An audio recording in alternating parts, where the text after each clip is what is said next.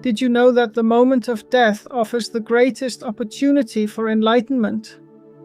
According to the Tibetan Book of the Dead, the instant life force leaves your body, you experience what's called the clear light of reality, a profound luminosity that contains the very nature of consciousness itself.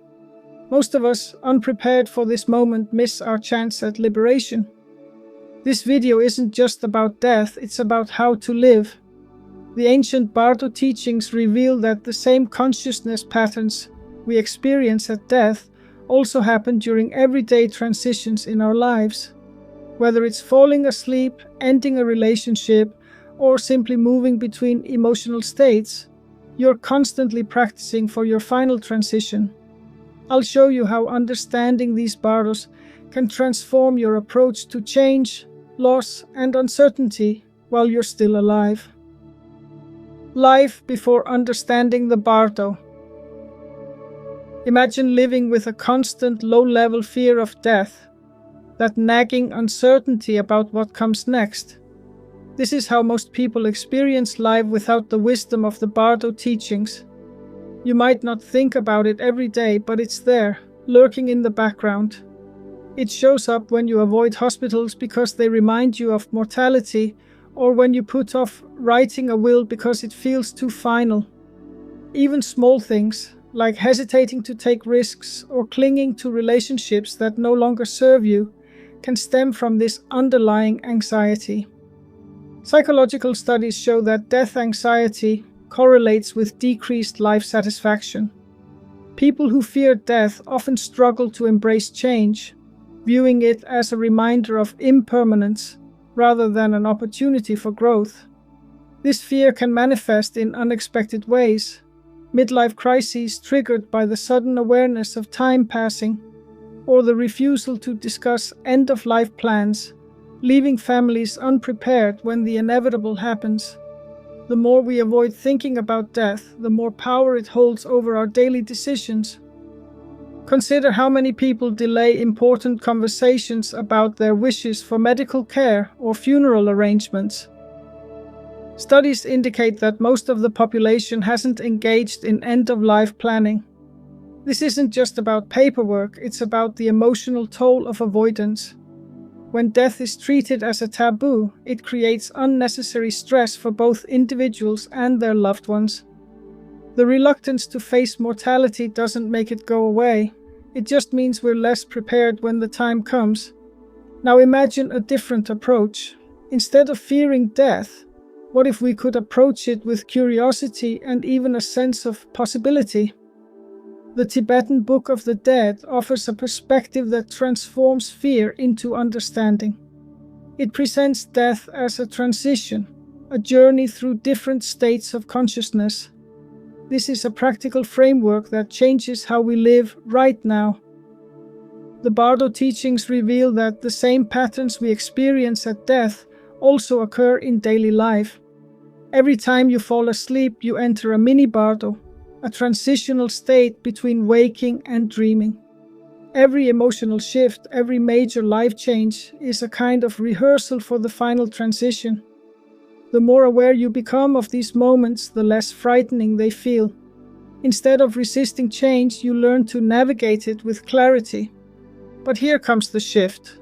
The Bardo of living, the present moment, is an ever-moving stage where we can train ourselves to be more present, compassionate, and attuned to impermanence. For the mindful observer, each day invites us to recognize that none of our experiences remain fixed. The ephemeral nature of our thoughts, sensations, and outer circumstances need not cause suffering if we meet them with clear awareness. To make this more tangible, consider a modern-day example. A midlife crisis that spurs personal growth. Imagine someone who, upon reaching a certain age, suddenly feels the weight of time and the fear of unfulfilled dreams. Instead of succumbing to despair, they embrace change, perhaps by pursuing a long-held passion or redefining their life goals. This shift in mindset transforms what could have been a period of anxiety into one of renewal and discovery. The Bardo Thödol doesn't just describe what happens after death, it provides a roadmap for living with intention. By understanding the stages of death, we can reframe our approach to change, loss, and uncertainty. Instead of seeing impermanence as a threat, we begin to see it as a natural part of existence that holds the potential for liberation. In summary, the fear of death and the avoidance of it can significantly impact our lives, but the teachings of the Bardo offer a transformative perspective. By embracing the idea of death as a transition and recognizing the mini Bardos in our daily lives, we can learn to live with greater awareness and intention. This shift allows us to face the inevitable with curiosity and openness, ultimately leading to a more fulfilling and liberated existence.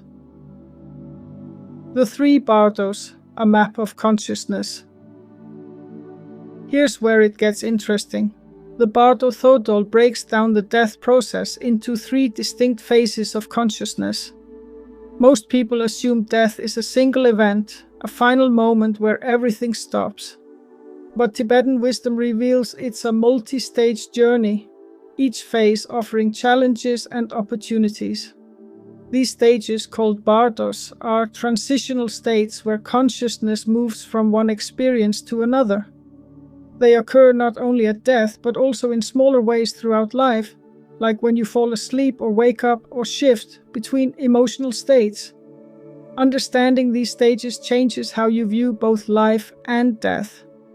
The first stage is the Chikai Bardo, the moment of death itself.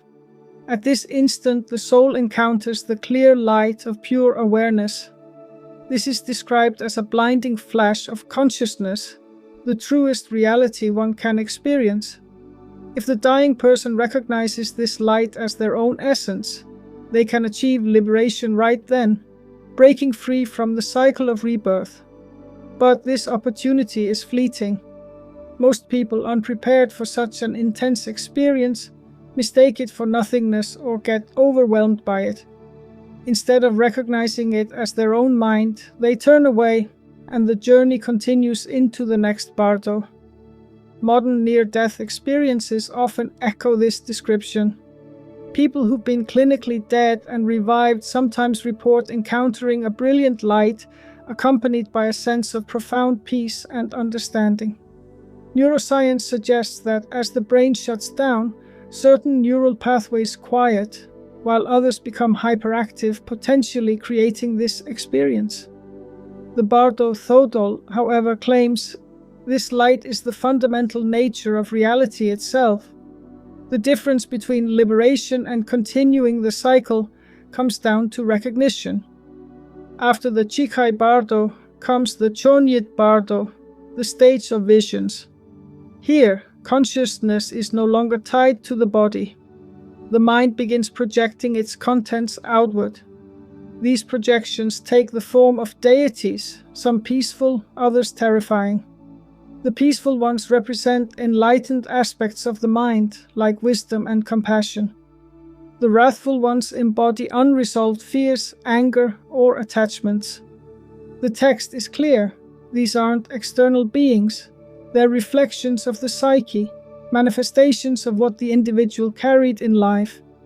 This stage has striking parallels in psychology. Carl Jung's work on archetypes suggests that humans share deep, universal patterns in their unconscious minds, figures like the wise old man or the shadow, which resemble the deities described in the Bardo Thödol. Psychedelic research also shows that when the brain's usual filters break down, people often encounter similar visions. According to the text, the key is to remain calm and recognize these figures as products of one's mind. Those who do can move through this stage without fear, while those who don't get pulled deeper into illusion. The final stage is the Sidpa Bardo, the Bardo of rebirth. Here the soul faces the consequences of its past actions, known as karma. The energy of past thoughts, emotions, and deeds shapes what comes next. Some are drawn toward favorable rebirths, realms where they can continue their spiritual growth. Others, still caught in attachment or aversion, may find themselves in more difficult circumstances. The text emphasizes that this isn't punishment or reward, it's simply cause and effect. The mind's habitual patterns determine where it goes. This stage is where the teachings become most practical for daily life. If your mind is conditioned by fear or desire, those tendencies will influence your experience in the Bardo and eventually your next life. But if you've trained your mind to remain aware and unattached, you can navigate this process consciously. The Bardo Thödol even offers guidance for those who've died, instructing them on how to recognize the true nature of their experiences. Think of the journey through the Bardos like moving through different chapters of a book. Each stage is a new chapter, offering its narrative and lessons. Every night, as you fall asleep, you pass through a miniature Chikai Bardo, a dissolution of waking awareness. Dreams are like the Chonyit Bardo, where your mind projects its imagery. And when you wake up, you re-enter a kind of Sitpa Bardo, where your mental habits shape how you experience the day. The same patterns appear in significant life transitions.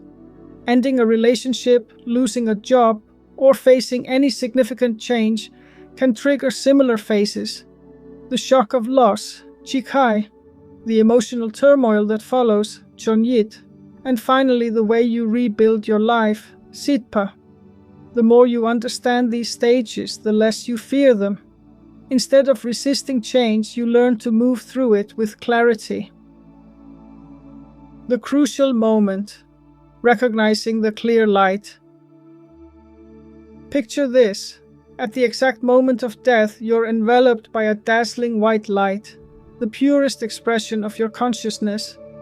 Tibetan masters describe this as the clear light of reality, a radiance so intense it illuminates everything without casting shadows.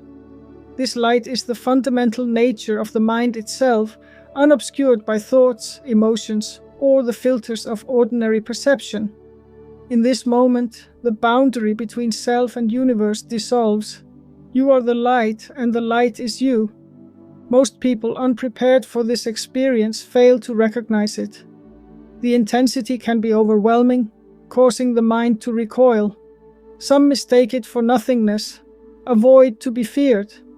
Others get distracted by mental projections, memories, fears, or attachments that arise alongside the light.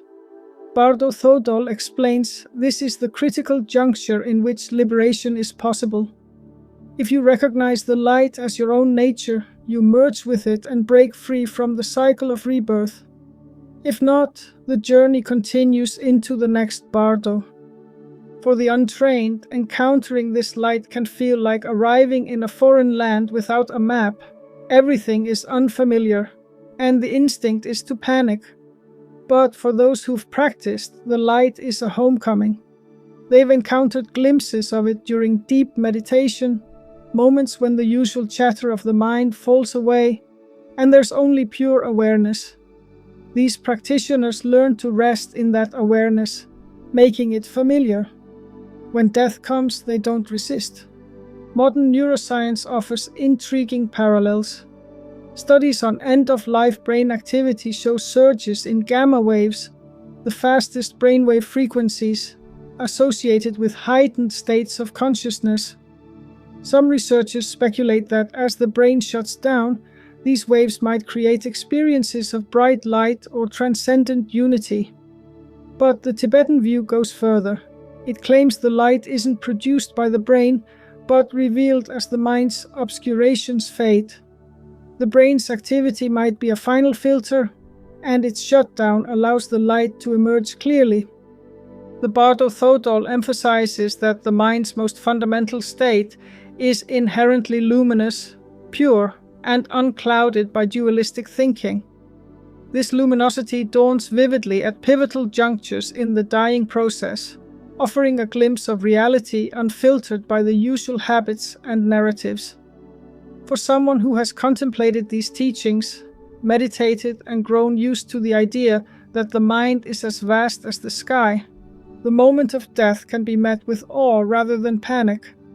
But how do you prepare for such a moment? The answer lies in daily practice. Meditation trains the mind to recognize the clear light in small doses. When you sit quietly and observe your thoughts without getting caught in them, you're practicing for death. Those fleeting moments of stillness between thoughts, that's the light in miniature. The more you notice it, the less strange it feels. Tibetan practitioners spend years cultivating this recognition, so when the final moment arrives, it's not a shock, but an opportunity. The text also warns against common pitfalls. Attachment to loved ones, fear of loss, or unresolved anger can distract the mind from the light. These emotions don't vanish at death, they intensify, creating mental projections that obscure the light's clarity. That's why the teachings stress the importance of resolving conflicts, letting go of grudges, and cultivating compassion while alive. The lighter your emotional baggage, the easier it is to recognize what's truly there. Near-death experiences often echo these descriptions. People who've been clinically dead and revived sometimes report encountering a brilliant light accompanied by overwhelming peace. Many describe it as more real than ordinary reality, a presence that feels deeply familiar yet beyond words. While these accounts vary, the light's transformative power is the common thread. Those who embrace it often return with a profound shift in perspective, no longer fearing death but seeing it as part of a larger continuum. The Bardo teachings take this further. They suggest that the light isn't just a one-time event at death, but accessible now. Advanced meditators sometimes enter states where the clear light appears spontaneously. These moments are brief but transformative, offering a taste of what's possible. The key is to not cling to the experience, but to let it deepen your understanding. The light isn't something to achieve, it's what's already there when everything else falls away. For those without meditation experience, the light can still be approached indirectly.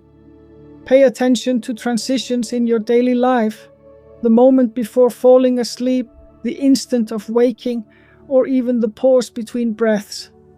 These are micro-bardos, small deaths and rebirths, where the mind briefly touches something deeper. The more you observe these moments, the more familiar the terrain becomes.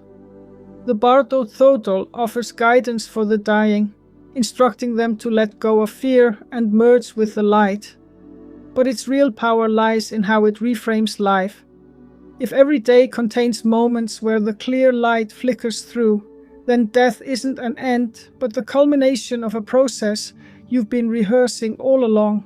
The more you recognize the light, the less you'll fear it later. The Bardo of visions, facing your projections. But what if, after death, you found yourself in a realm where every thought instantly manifested? This is the startling reality of the Chonyit Bardo. Imagine a place where your deepest fears and most cherished hopes take physical form, where the line between imagination and reality blurs completely. The Tibetan Book of the Dead describes this as a stage where the mind, no longer anchored to the body, projects its contents outward with terrifying speed and clarity. It's like stepping into a dream where the scenery changes the moment you think of something new. The Chonyit Bardo is often described as a hall of mirrors, a space where every reflection is a fragment of your psyche. Picture someone who finds themselves in this realm. As they wander, they see peaceful deities, radiant figures embodying wisdom and compassion. These aren't external beings, but aspects of the person's potential, representations of what they could become if they recognized their true nature. The text explains that these figures emerge from the mind's luminous essence, offering a chance for liberation. But if they don't recognize them as their own projections, the experience shifts. On one side, radiant calm awaits. On the other, unresolved conflicts emerge. Wrathful deities follow, towering and fearsome, with flaming hair and gnashing teeth. These aren't demons in the traditional sense, but manifestations of unresolved anger, guilt, or attachment. The more the person resists these emotions in life, the more intensely they appear. The Bardo Thödol emphasizes that these visions aren't punishments, they're revelations. They show what they have carried inside all along, the hidden currents shaping thoughts and actions. This stage has striking parallels in modern psychology. Carl Jung's concept of archetypes, universal symbols buried in the collective unconscious, resonates with the deities described in the Bardo teachings. Imagine a modern-day scenario where someone, during therapy, confronts their inner critic, a figure that embodies their self-doubt. Jung believed confronting these figures was essential for psychological growth, just as the Tibetan text frames them as opportunities for spiritual awakening. Psychedelic research adds another layer. Under substances like DMT or psilocybin, people often report encounters with beings eerily similar to the peaceful and wrathful deities. These experiences suggest the mind has a shared symbolic language that surfaces when ordinary filters dissolve. The problem arises when the soul mistakes these projections for reality. Unprepared, it might flee from the wrathful deities or cling to the peaceful ones, not realizing both are illusions. The text warns that this reaction perpetuates the cycle of rebirth, as the mind remains trapped in its own creations. Fear solidifies the visions, making them feel more real. Attachment does the same, turning fleeting impressions into prisons.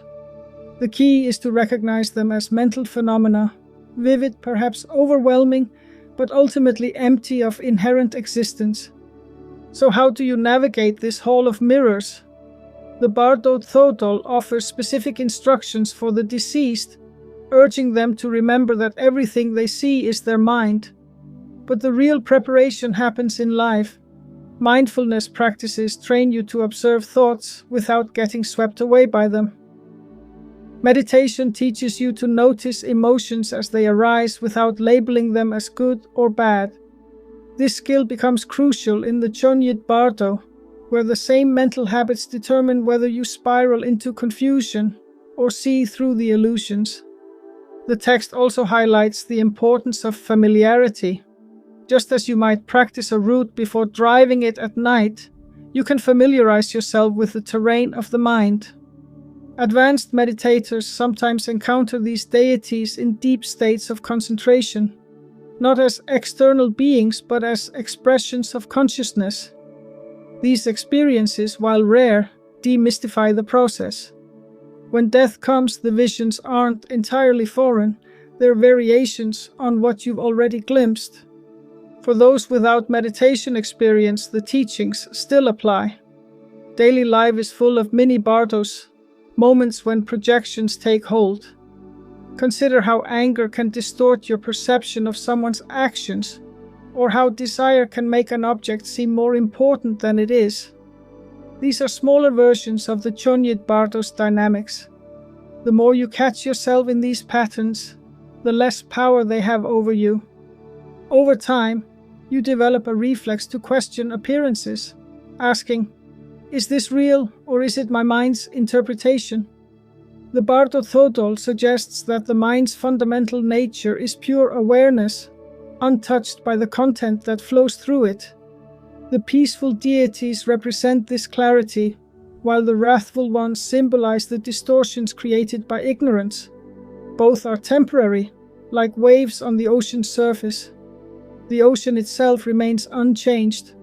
Recognizing this distinction is the difference between liberation and continued wandering. Karma's role, the mechanics of rebirth. Here's a startling truth. Your next incarnation isn't random. It's shaped by the very thoughts you habitually entertained in life. The Sidpa Bardo, the final stage in the Tibetan Book of the Dead's map of consciousness, reveals the mechanics of rebirth with precision.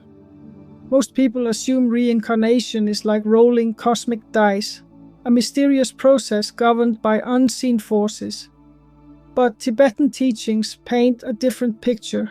Rebirth follows exact patterns determined by the mind's deepest inclinations. Every thought, emotion, and action leaves an imprint, creating tendencies that guide the soul toward its next existence. This isn't about reward or punishment, it's cause and effect, operating at the level of consciousness. The Siddha Bardo is where these tendencies crystallize. The soul encounters visions, often of couples in union, symbolizing the creation of new life. These aren't literal scenes, but metaphors for the mind's readiness to take form again. The text advises maintaining detachment, recognizing these visions as mental projections. If the soul gets drawn in by desire or aversion, it's pulled toward rebirth. If it remains aware, seeing the visions as empty, liberation is still possible. The key lies in understanding that the mind's habits shape what comes next. A lifetime of anger might lead to a rebirth where anger feels natural. A habit of compassion could draw the soul towards circumstances where compassion flourishes. Modern physics offers an unexpected parallel. Quantum theory suggests reality exists as pure potential until observed, collapsing into definite states based on interaction. The Bardo Thödol describes something similar. Karmic tendencies cause reality to crystallize in specific ways. Every choice creates patterns that attract experiences that match their frequency. This isn't mystical speculation, but a law of consciousness as precise as gravity. The text states, "Every thought becomes a seed, instantly sprouting into experience, and every emotion becomes a landscape, shaping the next incarnation."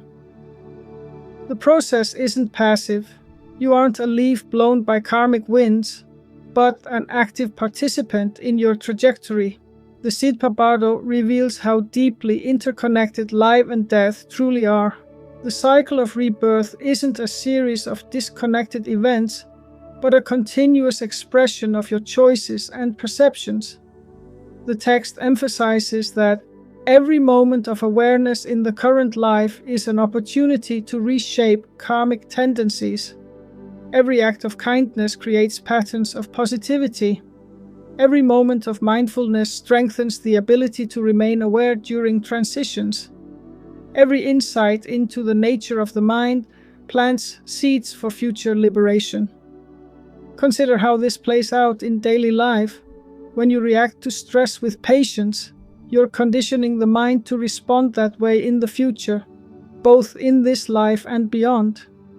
Conversely, habitual anger or fear reinforces those patterns, making them more likely to resurface. The Siddha Bardo shows that these tendencies don't vanish at death. They persist, influencing the soul's next steps. The text makes it clear. By freeing ourselves from attachments, we free ourselves from the cycle of rebirth. The teachings further suggest that rebirth isn't limited to physical forms. A mind fixated on material wealth might reincarnate in a realm where wealth dominates, even if that realm isn't earthly. A soul consumed by spiritual longing could find itself drawn towards circumstances conducive to growth. The Bardo Thödol describes realms of existence ranging from blissful to tormented, all reflections of the mind states. These aren't eternal destinations, but temporary experiences shaped by karma until the next transition. The Siddha Bardo also highlights the role of intention. Actions matter, but so do the motivations behind them. Two people might perform the same generous act, one out of genuine care, the other for social approval. The karmic imprint differs because the intentions differ. The text urges cultivating pure motivation, not as a moral rule but as practical guidance for navigating rebirth. A mind trained in selfless compassion naturally gravitates toward favorable circumstances, while selfish motives lead elsewhere. Near-death experiences sometimes echo these themes. People who've briefly died often describe life reviews, where they relive events from multiple perspectives, feeling the impact of their actions on others. This resembles Sidpa Bardos' confrontational aspect, where the mind faces the consequences of its patterns. The difference is that the Tibetan text provides a framework for understanding these experiences before they happen, turning potential confusion into clarity. The Bardo Thödol doesn't leave the process to chance. It offers specific practices for influencing rebirth. One involves visualizing a desired next life while maintaining awareness that even this is a projection. Another focuses on directing consciousness toward pure realms, not out of desire but as a stepping stone to liberation. The text even provides guidance for those who've already died, to be read aloud by loved ones to remind the soul of its true nature. These instructions aren't superstition but practical tools based on centuries of observation. Ultimately, the Sidpa Bardo demystifies rebirth. It's not a random lottery but the natural outcome of how you've trained your mind. The text states, "The cycle of rebirth is a continuous expression of our choices and perceptions." This means you're constantly shaping your future whether you realize it or not. The good news is that awareness changes everything. The more you observe your mental habits now, the more freedom you have later. Living the Bardo teachings now. Here's a question. How often do we notice the transitions in our daily lives? The Bardos aren't confined to the afterlife. They unfold in the slight shifts we experience every day. Each time you fall asleep, you pass through a miniature Chikai Bardo, a dissolution of waking awareness. Dreams reflect Chonyit Bardo's visions, and waking up is a kind of rebirth into a new day. Emotional shifts, anger fading into calm, joy giving way to sadness, mirror the patterns described in the Tibetan Book of the Dead. These moments are opportunities, yet many miss the chance to recognize the deeper reality beneath the surface. The issue isn't that these transitions are hidden, it's that we're not trained to notice them. Consider the space between thoughts. Most people rush from one thought to the next without pausing. But if you pay attention, you'll find brief gaps, fractions of a second where the mind rests. These are glimpses of the clear light, the same pure awareness described at the moment of death. Meditation trains you to extend these moments, to become familiar with the space between them. Over time, you start to recognize that this awareness is always present, even amid the noise of daily life. Research supports this practice. Studies on mindfulness show that regular meditation changes brain structure, thickening areas associated with attention and emotional regulation. Participants report increased clarity and reduced reactivity. fMRI scans reveal that experienced meditators process stimuli differently, with less activation in the default mode network, the brain system tied to self-referential thinking. They're less likely to mistake their mental projections for reality, aligning with the Bardo Thödol's teachings. The same principle applies to life's bigger transitions. Losing a job, ending a relationship, or moving to a new city are all Bardos in disguise. The uncertainty you feel is the dissolution of old patterns, creating space for something new. Most people resist this uncertainty, clinging to what's familiar. But the teachings suggest another way. Lean into the discomfort. Notice how the mind scrambles to fill the void with plans or nostalgia. Then, for just a moment, stop trying to fix it. That pause is where transformation happens. The Tibetan Book of the Dead teaches that every moment contains the same potential for awakening as the moment of death if we learn to see it. This is practical guidance. Start with the breath. Each exhale is a small death. Each inhale is a rebirth. Pay attention to the pause between them. That's your daily practice for the final transition. The more comfortable you become with these micro-bardos, the less fear they'll carry. Emotions offer another doorway. When anger arises, instead of acting on it or suppressing it, try something different. Observe how it feels in the body. Notice the heat, the tension, the urge to react. Then ask, who is feeling this? This question creates space, revealing that anger isn't yours, but a passing phenomenon, like weather in the mind. The Bardo Thödol describes wrathful deities in the same way, not as external threats, but as manifestations of your own energy. When you stop identifying with them, they lose their power. The same applies to positive states. Joy, love, and even spiritual bliss can become traps if you cling to them. The text warns against attachment to peaceful deities, beautiful as they are. They're still projections, not the ultimate reality. The goal isn't to eliminate these experiences, but to see them clearly, vivid, temporary, and empty of inherent substance. This insight changes how you relate to happiness and suffering alike.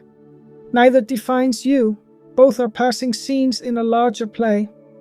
Modern psychology echoes this wisdom.